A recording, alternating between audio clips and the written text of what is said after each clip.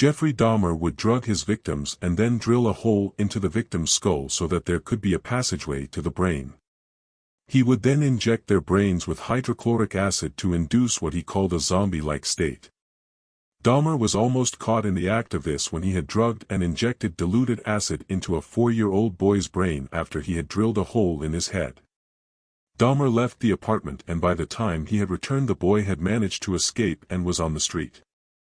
The neighbors called the police after they had seen the boy in a bad state.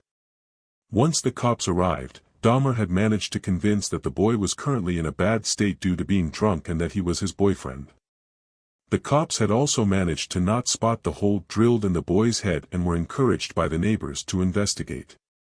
However, the cops believed what Dahmer was saying. One of the officers accompanied the boy and Dahmer back to the apartment. Here, the officer noticed a foul smell but did not investigate further.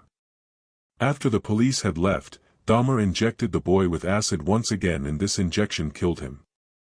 Later in court, Dahmer said his intention was not to kill him with the acid. Ted Bundy would revisit his killing sites where his victims laid. Here, he would perform sexual acts on them and engage in necrophilia. Bundy would do this until the bodies were so badly damaged by animals that sexual acts were no longer possible. John Wayne Gacy killed so many people that he ran out of space to store victims. Gacy would kill his victims in his own house and then bury them in the crawlspace. Once police obtained a search warrant for Gacy's house, they found 26 bodies in his crawlspace. He had turned it into a graveyard. He eventually ran out of space, so he began burying bodies in other places on his property or throwing them off nearby bridges. Richard Ramirez would take snack breaks after committing his crimes. In one instance, he attacked sisters, Mabel Bell and Florence Lang. He stayed to eat fruit and drink Mountain Dew. Both sisters were alive at this time, but Bell died later due to injuries. Dennis Rader, better known as the BTK Killer, worked for ADT installing home security systems from 1974 to 1988. He would often install alarm systems for families who were looking for protection from the BTK Killer. Little did they know that the BTK Killer was the one in their homes at that time. Gary Ridgeway, also known as the Green River Killer, preyed primarily on vulnerable women, many of whom were sex workers or runaways.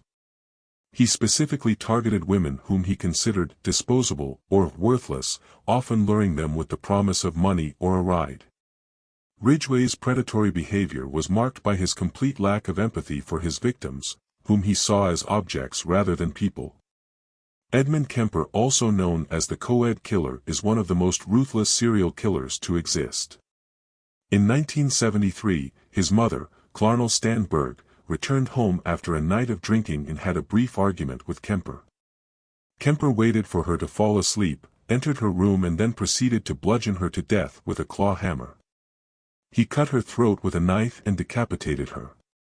He removed her tongue and put it in the garbage disposal.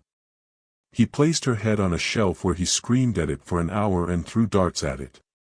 After hiding his mother's body parts, he invited his mother's friend, Sally Hallett, over. He strangled her and hid her body in a closet. He spent the night with the dead bodies and left the next morning. Gein would use human remains to make furniture. He would exhume bodies from local cemeteries and then use the skin, bones, and other body parts to create household items. He used human skin to create lampshades and upholstery for chair seats. Gein had used skulls crafted into bowls which he may have used to eat from. Human bones were also used around the house as doorknobs and curtain poles. Rodney Alcala, also known as the Dating Game Killer, was in the middle of his killing spree when he made an appearance on The Dating Game. Although his killings were not known at the time, he had been convicted of child molestation, making it even more disturbing as to why he was allowed on the show. Alcala on this competition and a date with the Bachelorette, Cheryl Bradshaw. She ended up refusing to go on a date with Alcala as she found him creepy.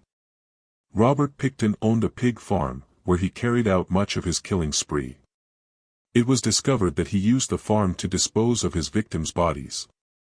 In some cases, he allegedly fed parts of the bodies to his pigs, effectively destroying evidence. Investigators found human remains mixed with pig feed. This made it difficult to locate and identify the remains of his victims. Albert Fish was a cannibal. He not only murdered children but also consumed parts of their bodies. Fish confessed to eating parts of his victims after killing them, describing the taste of human flesh in his letters with disturbing detail. H. Holmes had built a building in Chicago known as the Murder Castle. The building was a hotel with secret passages, trapdoors, windowless rooms, and soundproof chambers designed specifically to kill. Holmes would lure victims, often young women, to stay in the hotel, where he would torture, kill, and sometimes even experiment on them. Many of these rooms were equipped with gas lines, making it easier for him to suffocate victims or kill them in other horrific ways. Israel Keyes had a kill kit. Keyes would prepare for his murders by collecting tools in advance, which he called his kill kits. These kits contained weapons, disguises, and other tools to help him commit his crimes without getting caught. He would bury them in remote areas across the U.S. so he could retrieve them when he was ready to kill. Harold Shipman was a British doctor who was believed to have murdered at least 215 patients, although the true number could be higher.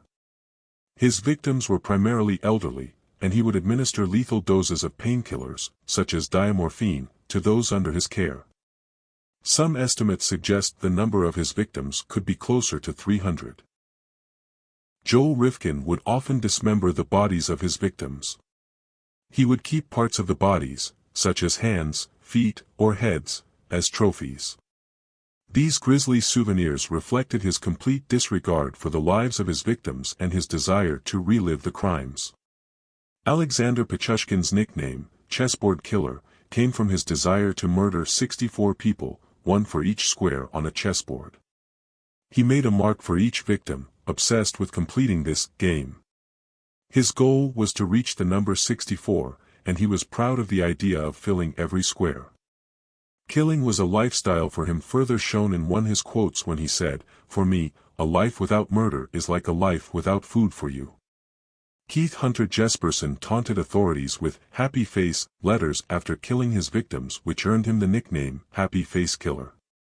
In these letters, he drew a smiley face, contrasting the horrific nature of his crimes with an innocent, cheerful symbol. This mocking behavior showed how he takes pleasure in murder and his desire for attention. Peter Sutcliffe, also known as the Yorkshire Ripper, claimed his murders were inspired by God's will. Sutcliffe's delusional beliefs played a significant role in his actions. He claimed that voices told him to kill women, particularly prostitutes, as part of a divine mission to rid the streets of evil. He believed he was fulfilling God's will, which he used to justify his brutal actions. Joseph James DeAngelo Jr., better known as the Golden State Killer, was a police officer responsible for 50 sexual assaults and 13 murders, but was able to evade capture for over 40 years. DeAngelo's background as a former police officer made his crimes even more disturbing. He worked as a cop in both the towns of Exeter and Auburn, California, during the time of his criminal activity. His police training allowed him to understand how to avoid detection, use weapons, and gather information. DeAngelo was able to avoid capture for over 40 years. After years of investigation and numerous dead ends, DeAngelo was finally identified through genetic genealogy in 2018.